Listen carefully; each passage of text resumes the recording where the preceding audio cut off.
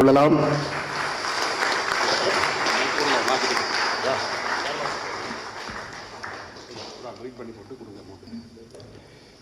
Exceptional Lifetime Achievement Award presented to the former Honorable Judge Manikavasar Ilanchalian in recognition of your distinguished service, integrity, and lifelong dedication to justice to the Sri Lankan community. Belanai, All Schools, United Kingdom. Thank you so much.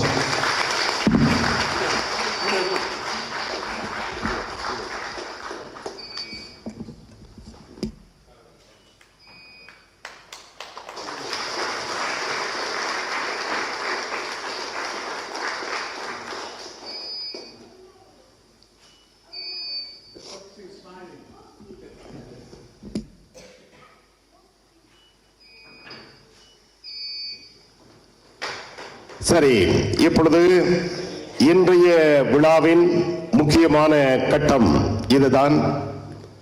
இன்றைய விழா நாயகன் அவருடைய உள்ளத்தில் இருப்பவற்றை இங்கு எடுத்து கூற இருக்கின்றார். இதற்கு முன்னதாக எங்களுடைய பணி என்பது செய்தி சொல்வது தானே.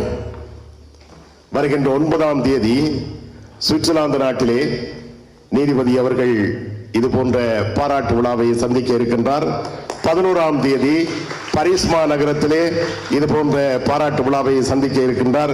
சற்று முன்னர் எனக்கு கிடைத்த ஒரு தகவல், அங்கே ஏற்பாடுகள் இப்பொழுது இருந்து நடைபெற்றுக் கொண்டிருக்கின்றன. உங்களுடைய நெருங்கிய நண்பர்கள் கனடா தேசத்தில் இருந்து பாரிஸ் நகரத்தை வந்து சேர்ந்து விட்டார்கள்.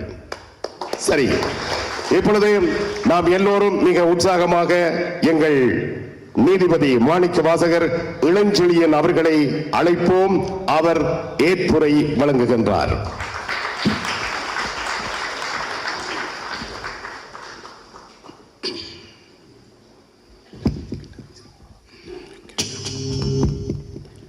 விழா குழு தலைவர் அவர்களே, சிரேஷ்ட பேராசிரியர் நித்யானந்தன் ஐயா அவர்களே, சிரேஷ்ட சட்டத்தரணி அவர்களே, சிரேஷ்ட விரிவுரையாளர் வித்யாதரன் அவர்களே, என்னுடைய உறவு அயலவர் அனைத்தையும் கொண்ட அண்ணன் விபுலானந்தன் அவர்களே, இங்கே வீட்டிருக்கின்ற வேலனை வாழ் உறவுகளே, இந்த மண்ணின் இலங்கை வாழ் அனைத்து தமிழ் உறவுகளே, ஐக்கிய ராச்சியத்தில் வாழ்ந்து கொண்டிருக்கும் எமது மண்ணின் மைந்தர்கள் அனைவருக்கும் எனது மாலை வணக்கம்.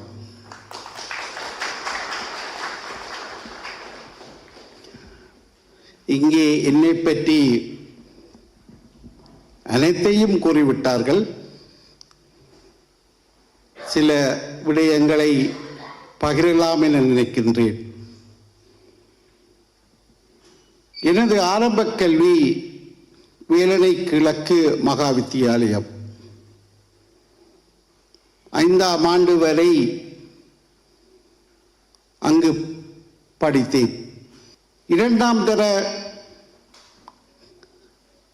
கல்வி யாழ்ப்பாணம் பலியோவான் கல்லூரிக்கு நான் சென்றடைந்தேன்.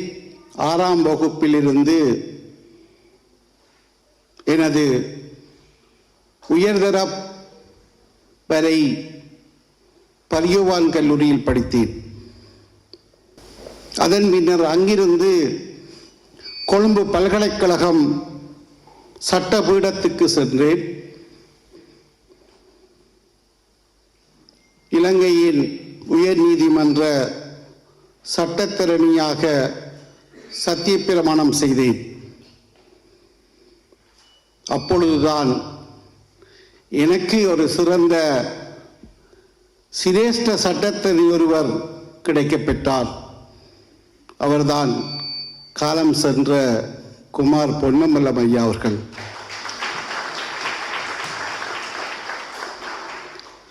ஒவ்வொரு நிமிடமும் என்னை வளர்த்தெடுத்து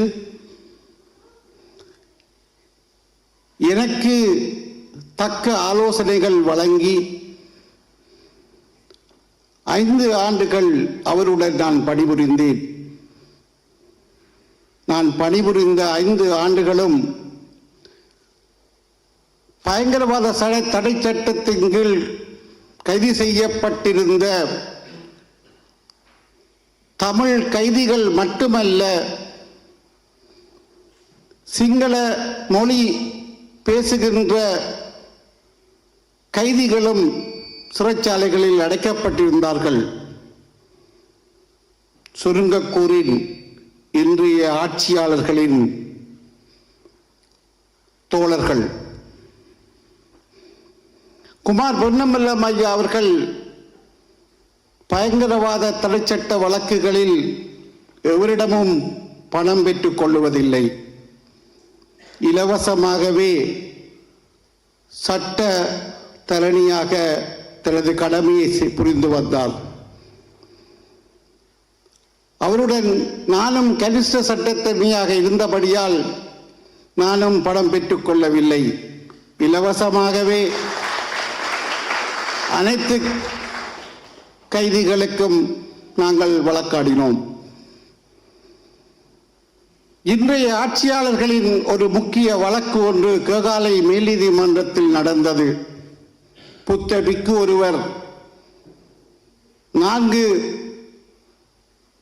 ஆட்சியாளர்களின் தோழர்களினால் சுட்டுக் கொல்லப்பட்ட வழக்கு. குமார் பொன்னம்பலம் ஐயா அவர்களும் கனிஷ்ட சட்டத்திற்காக நானும் அந்த வழக்கில் இலவசமாக வழக்காடி அவர்கள் 4 பேருக்கும் விடுதலை பெற்றுக் கொடுத்தோம். கிட்டத்தட்ட 1000க்கு மேற்பட்ட தமிழ் கைதிகள் வழக்குகளை நாங்கள் ஆஜராகி இருந்தோம். இங்கே பேராசிரியர் மூனா வித்யானந்தன் அவர்கள் கூறினார், அவரை இன்றுதான் நான் நேரடியாக சந்தித்தேன். ஆனால் அவர் யார், எப்பொழுது கைது செய்யப்பட்டார், 83ஆம் ஆண்டு இனக்கலவரத்தில் எப்படி தப்பினார், அங்கிருந்து மட்டக்களப்பு சிறைச்சாலைக்கு எப்படி எடுத்து செல்லப்பட்டார், அங்கிருந்து எப்படி அவர் விடுதலை செய்யப்பட்டார் என்ற அனைத்து செய்திகளும் அக்காலத்தில் பத்திரிகைகளில் முதற்பக்க செய்திகளாக வந்து கொண்டிருந்தது. அப்படிப்பட்ட ஒருவர் இங்கே எனது சேவை நலன் பாராட்டு விழாவில் கலந்து கொண்டு என்னை வளமாக வாழ்த்தி பேசியதற்கு எனது முதற்க நன்றியை தெரிவித்துக் கொள்கின்றேன். 97ஆம் ஆண்டு நீதிபதியாக வந்தேன். ஆனால் சட்டத்தரணியாக நான் இறுதியாக வழக்காடிய வழக்கு கிருஷாந்தி குமாரசுவாமி வழக்கு. அந்த வழக்கு கொழும்பு நீதவான் நீதிமன்றத்தில் 3/2/1997 நான் கடைசியாக ஆஜராகிய வழக்கு. 5/2/4 இலங்கை சுதந்திர தினம், 5/2 97ஆம் ஆண்டு நீதித்துறையில் என்னுடைய காலடி பதித்தது. நான் நீதித்துறையை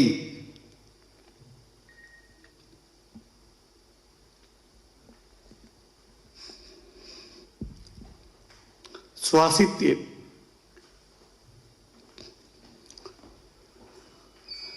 எனது குடும்பத்தை விட, எனது தாய் தந்தையரை விட, எனது மனைவி பிள்ளைகளை விட நீதித்துறை உயிர் மூச்சாக சுவாசித்தேன். இறுதியாக என்ன நடந்தது என சகோதரர் தயானந்தா அவர்கள் கூறும்படி கோரினார். மேல்நீதிமன்ற நீதிபதி சங்க 50 ஆண்டு கால வரலாற்றில் ஒரே ஒரு தமிழன்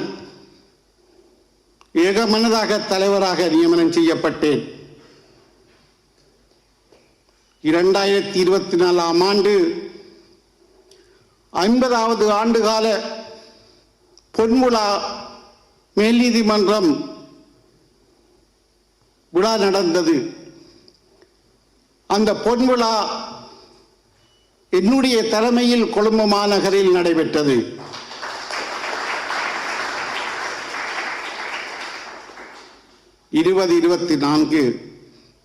செப்டம்பர் மாதம் 21ஆம் தேதி ஆட்சியாளர் ஜனாதிபதி பதவியை பெற்றுக்கொண்டார். கடிதம் எழுதினேன், உரிமையுடன் கடிதம் எழுதினேன். மேல் நீதிமன்ற நீதிபதி சங்க தலைவராக எனது நிறைவேற்று குழு உங்களை சந்திக்க விரும்புகிறது என கடிதம் எழுதினேன். மதிப்பளித்தார். கார்த்திகை மாதம் எனது தலைமையில் 10 நீதிபதிகள் கலந்து கொண்டோம். ஆட்சியாளரை ஜனாதிபதி செயலகத்தில் சந்தித்தோம். நான் ஒருவர்தான் தமிழன். என்னுடன் வந்த சிங்கள சகோதரர்கள், உனது ஓய்வு சம்பந்தமாக நீ கலைக்க வேண்டாம், 61 வயசு, தை மாதம் 20ஆம் தேதி 2025 வரப்போகின்றது. மொத்தமாக 90 நீதிபதிகள் இருக்கின்றார்கள். அதில் முதலாவது இடத்தில் நீதிபதி இளஞ்செழியன் இருக்கின்றார். நீதிமன்ற லீவ் வருகின்றது, கிறிஸ்துமஸ் லீவு வருகின்றது, புதுவருட லீவு வருகின்றது. எனவே அவருடைய நியமனத்தை ஞாபகப்படுத்தி ஜனாதிபதிக்கு தெரிவித்தார்கள். என்னுடன் நின்று படம் எடுத்தார். படங்கள் தற்சமயமும் என்னிடம் இருக்கின்றன. ஜனாதிபதியா வந்தவரை முதலாக சந்தித்த நீதிபதியும் நான் தான். சந்தோஷமாக கதைத்தார். ஆனால் தை மாதம் 12ஆம் தேதி மேன்முறையீட்டு நீதிமன்றத்தில் இருந்து 4 நீதிபதிகள் உயர் நீதிமன்றம் நியமனம் பெற்றார்கள். 4 வெற்றிடம் மேல்முறையீட்டு நீதிமன்றில் நான் முதலாவது மேல் நீதிமன்ற நீதிபதியாக இருக்கின்றேன். 8 நாட்கள் தான் இருக்கின்றன. 61 வயது முடிவடைவதற்குள் பதவியுயர்வு வழங்கப்பட வேண்டும். அதான் சட்டம். 8 நாட்கள், 12ஆம் தேதி வெற்றிடம், 20ஆம் தேதி தை மாதம் என்னுடைய ஓய்வு, என்னுடைய கஷ்டகாலம். 13ஆம் தேதி ஜனாதிபதி தோழர் அனுரகுமார திசாநாயக்க சீனா சென்றார். 18ஆம் தேதி சனிக்கிழமை வந்தார். 19ஆம் தேதி ஞாயிற்றுக்கிழமை, 20ஆம் தேதி காலை நான் நீதிமன்றத்தை விட்டு வெளியேறினேன். எனக்கு பதவி உயர்வு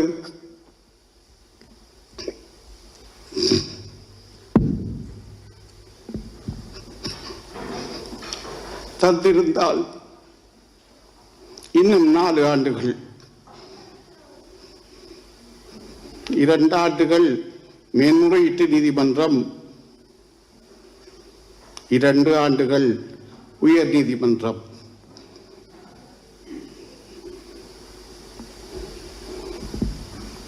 டெஸ்டினி என்று சொன்னார்கள், தலை விதி என்றார்கள்.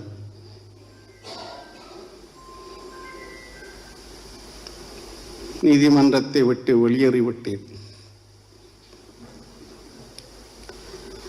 4 கடிதங்கள் எழுதினேன். நான் விரும்பி ஓய்வு பெறவில்லை, கட்டாயப்படுத்தி ஓய்வு பெறப்பட்டேன் என. 4 கடிதத்துக்கும் எனக்கு பதில் கிடைக்கவில்லை. ஆனால் நான் ஜனாதிபதி நல்லவர், நான் நீதிபதி, யாரையும் குறை சொல்லக்கூடாது. குறை சொல்லும் இடத்தில் நானும் இல்லை.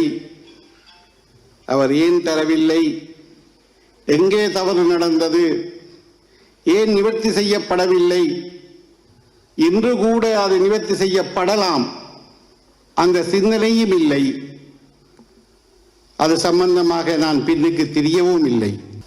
நீதி, நியாயம், சட்டம், நீதிமன்றம், இந்த 4 தான் நான் வாழ்க்கையிலே தலை குனிந்தேனே ஒழிய வேறு ஒன்றுக்கும் நான் தலை குனிந்ததாக வரலாறும் இல்லை. அப்படிப்பட்ட ஒரு வரலாறு எழுதப்படவும் கூடாது. பலர் சொன்னார்கள் போய்க்கதை, சட்ட ரீதியாக எனக்கு தர வேண்டிய உரிமையை கேட்டேன், உரிமை மறுக்கப்பட்டது, அவ்வளவுதான். ஆனால் யாரிலையும் நான் குறை சொல்லல. நீதித்துறை புனிதமானது, எனது நீதித்துறை புனிதமானது. சிரேஷ்ட ஊடகவியலாளர் வித்யாதரன் இருக்கின்றார். அவரை கண்டால் நான் நெடுகையும் கேட்பது ஒன்றுதான், நீங்கள் எங்கேயோ செல்ல வேண்டியவர் ஏன் செல்லவில்லை என. 30 ஆண்டுகள் என்ற அறிவு கட்டியவரை ஊடகத்துக்குள்ளேயே இருந்து வளர்ந்து வாழ்ந்து துன்பங்கள், வேதனைகள், ஷூட்டிங், குண்டு தாக்குதல்கள் அனைத்தையும் அனுபவித்த ஒரு மனிதர். அவருடன் சேவையாற்றிய நிமலராஜன் என்னுடன் செம்மணி புதைகுழி வழக்கில் செய்தி சேகரிப்பாளர் சுட்டுக் கொல்லப்பட்டார். இதெல்லாம் வரலாறு. நான் முதலாக பார்த்த கொலை 78 என நினைக்கின்றேன். இன்பம் செல்வம் கொலை செய்யப்பட்டு மண்டதீவு சந்தியில் போடப்பட்டிருந்தார்கள். அப்பொழுது நாம் பரியோவான் கல்லூரியிலிருந்து விடுதியிலிருந்து வீட்டுக்கு சென்று கொண்டிருந்த முதலாவது தெருக்கொலை. நான் முதலாவதாக பார்த்த வழக்கு குட்டிமணி தங்கத்துறையினுடைய வழக்கு. 83ஆம் ஆண்டு கொழும்பு பல்கலைக்கழக சட்டபீடத்துக்கு பக்கத்தில் தான் அந்த காலத்தில் மேல் நீதிமன்றம் குயின்ஸ் கோர்ட் இருந்தது. அங்கே போய் நாங்கள் அந்த வழக்குகளை பார்த்தோம். அந்த வழக்கில் ஒரு விடயம் ஞாபகம் வருகின்றது.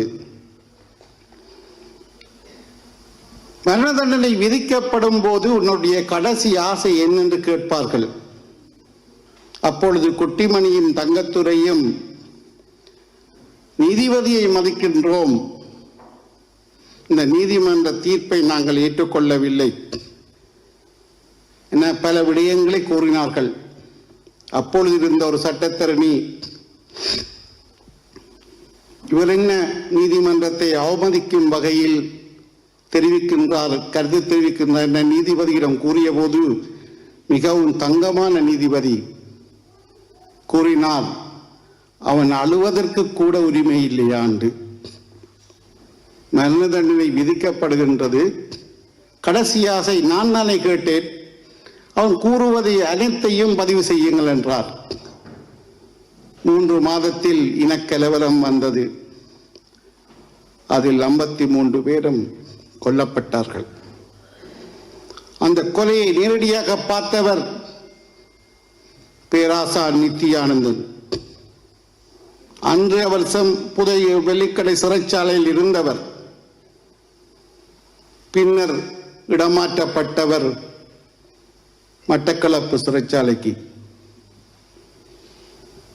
இதுகளெல்லாம் எங்களுடைய இனத்தின் வரலாறு. நீதித்துறை நான் ஏன் புனிதமானது என கூறினேன் என்றால், 28 ஆண்டுகள் நான் கடமை புரிந்தேன். சந்திரிகா அம்மையார், மஹிந்த ராஜபக்ச, மைத்ரிபால சிறிசேன, கோட்டாபய ராஜபக்ஷ, இப்பொழுது அனுரகுமார திசநாயக்க, எனக்கு எதுவிதமான நேரடியான அச்சுறுத்தல்கள் எதுவும் அவர்களும் தரவில்லை. நானும் அதற்கு பின்னுக்கு சம்பவங்களை ஏற்கப்படும் அளவுக்கு நானும் நடக்கவில்லை. அந்த வகையில் தான் கூறினேன், 28 ஆண்டுகள் எனது சேவை புனிதமானது. அவர்களும் என்னை அச்சுறுத்தவில்லை.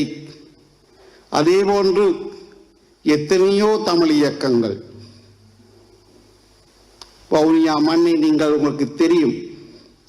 வவுனியாவில் அனைத்து இயக்கங்களின் தலைமை காரியாலயம்,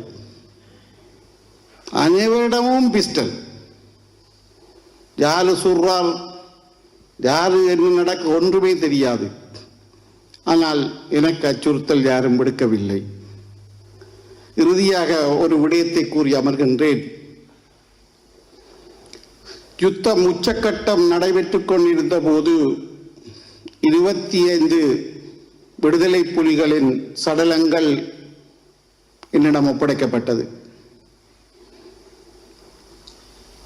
சர்வதேச செஞ்சிலுவை சங்கத்திடம் கேட்டேன், இந்த விடுதலை புலிகளின் சடலங்களை அவர்கள் ஏற்றுக்கொள்ளுகிறார்களா என கேட்டு சொல்லும்படி. ஏனெனில் நான் ஸ்வீடன் லூன் யூனிவர்சிட்டியில் ஹியூமனிடேரியன் லா படித்தேன். எவர் செத்தாலும் இறந்தது அது ஒரு உயிரற்ற ஒரு உடல். அந்த உயிரற்ற உடலுக்கு குற்றம் செய்ய தெரியாது. சர்வதேச செஞ்சிலுவை சங்கம் அங்கே அவர்களிடம் கோரிய போது எனக்கு 25 இலக்கத்தகடுகள் கொண்ட இலக்கம் வந்தது. தானா வீணா பூனா, தமிழுள்ள விடுதலை புலிகள், இலக்கம் 25, 30 என. இந்த இலக்கத்தகடுகள் இருந்தால் நாங்கள் ஏற்றுக்கொள்ளுகிறோம் என நான் அதனை பார்வையிட்டு விடுதலை புலிகள் வழங்குமாறு சர்வதேச செஞ்சிலுவை சங்கத்திடம் ஒப்படைத்தேன். அடுத்த நாள் காலை விடுதலை புலிகளிடம் இருந்து சர்வதேச செஞ்சிலுவை சங்கம் ஊடாக எனக்கு தகவல் வந்தது, 35 இராணுவ சடலங்கள் இருக்கின்றன தேவையாண்டு. நான் இராணுவ தளபதியுடன் பேசினேன். நீங்கள் நம்ப மாட்டீர்கள், அந்த 35 சடலங்களையும் பார்வையிடுவதற்கு 500க்கு மேற்பட்ட சிங்கள தாய்மார் எனது நீதிமன்றத்தில் கூடினார்கள். எப்படியாவது அந்த சடலத்தை பெற்றுத்தாருங்கள் என. நான் ஒரு அரசாங்க நீதிபதி, அரசாங்க வரையறைக்கு உட்பட்டு நீதிமன்றம் நடத்த வேண்டிய நீதிபதி. அரச வரம் வெள்ளைகளை கடந்து தீர்ப்பெழுதினேன். அனைத்து சடலங்களையும் ஏற்றுக்கொள்ள தயார், அனுப்பி வைக்கும்படி கோரினேன். அனைத்து சடலங்களும் வந்தன. ஒருபுறம் தமிழ் தாய்மார் விடுதலை புலிகளின் உடலை பார்த்து கதறுகிறார்கள், மறுபுறம் இராணுவத்தினரின் உடலை பார்த்து சிங்கள தாய்மார் கதறுகிறார்கள். பிரேதசாலையில் 2 இரத்தமும் வடிந்தோடுகின்றது. அப்பொழுது நான் கேட்டேன், இதில் எது தமிழ் எது சிங்களம் என, அதாவது அடையாளம் காண முடியுமா என்று. தலைப்பு செய்தியாக உதயன் தலைப்பு செய்துவிட்டது, நீதிபதி இளஞ்செழியன் கோர்ட்டில் மட்டுமில்ல ரோட்டிலும் நீதிபதி என எங்களுடைய வித்யாதரன் தலைமையிலான குழு பத்திரிகை தலைப்பு செய்தியாக போட்டது. நான் ஏன் கூறுகிறேன் என்றால், அங்கும் இங்கும் ஏழை தாயின் புதல்வர்கள் தான் இறந்தார்கள். அவங்கள் கதறுகின்ற கதறல் 1000 சடலங்களை நாம் பார்த்தேன். மொத்தமாக 1000 சடலம் நான் பார்த்திருக்கிறேன். அதில் இராணுவத்தினருடைய சடலங்கள், விடுதலை புலிகள் மற்றும் தமிழ் இயக்கங்களுடைய சடலங்கள், பொதுமக்களுடைய சடலங்கள் என பார்வையிட்டேன், விசாரணை நடத்தினேன். மனிதநேயம், மனிதாபிமானம் அனைத்தும் இறந்து போன ஒரு நிலையைத்தான் நான் பார்வையிட்டேன். இருந்தாலும் ஓயவில்லை. இறுதி வரை போராடினோம். இறுதி வரை நீதித்துறையை இயக்க வேண்டும் என நான் போராடினேன். 9 ஆண்டுகள் வவுனியா நீதவானாக, நான் மேல் நீதிமன்ற நீதிபதியை ஒரு பக்கத்தில் வையுங்கோ, அது 10 வருஷத்துக்கு முன்னுக்கு நடந்த கொலையை விசாரிக்கிற நீதிபதி தான் மேல் நீதிமன்ற நீதிபதி. 24 நிமிஷத்தில் சுடுவதை விசாரணை செய்கிற நீதிபதி நீதவான், வவுனியா நீதவான். 9 ஆண்டுகள் இருந்தேன். ஒவ்வொரு நிமிடமும் நான் வீதியில், பண்டாரிக்குளம் குருமங்காடு வீதியில் வந்து கொண்டிருந்த போது துப்பாக்கி பிரயோகம் கேட்கின்றது. உடனடியாக என்னுடைய வாகனம் துப்பாக்கி பிரயோகம் கேட்ட இடத்தை நோக்கி போனேன். அங்கே ஒருவருடைய உடல் சாகவில்லை, கால் துடித்துக் கொண்டிருக்கின்றது. தலை, மனைவியின் மடியில் தலை இருக்கின்றது. ஆஸ்பத்திரிக்கு கொண்டு போவதற்கு எவரும் வரவில்லை. அச்சம். உடனடியாக ஆம்புலன்ஸை அழைத்து நான் ஆளை அனுப்பினேன். அவர் பின்னர் இறந்து விட்டார்.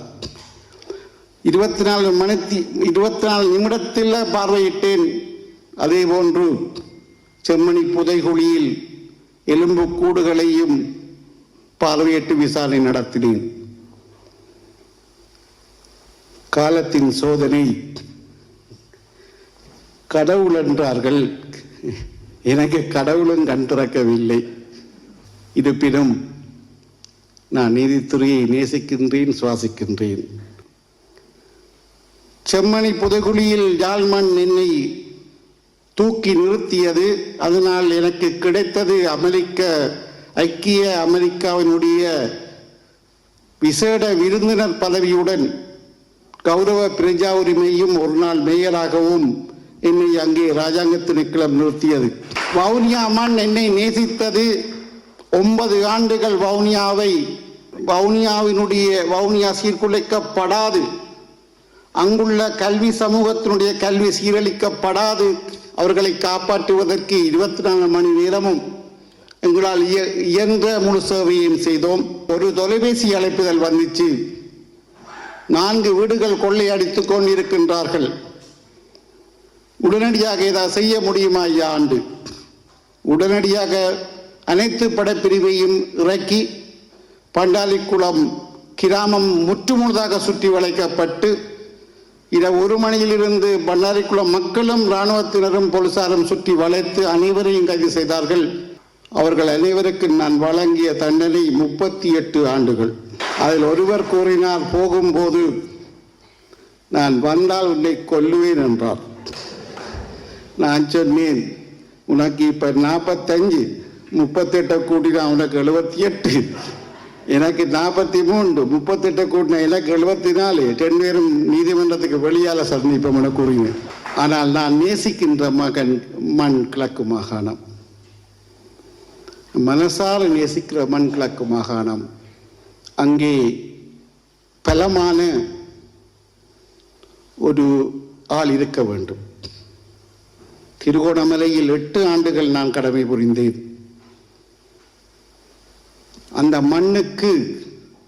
மண்ணை காப்பாற்றுவதற்கு அங்கே பலமான ஒரு பதவி அதிகாரத்துடன் ஒரு ஆள் இருக்க வேண்டும். அதை எனது இறுதி வரை நான் கடைபிடித்தேன். இறுதியாக கல்முனையில் இருந்தேன். இஸ்லாமிய சகோதரர்கள் நெருங்கி என்னுடன் பழகினார்கள்.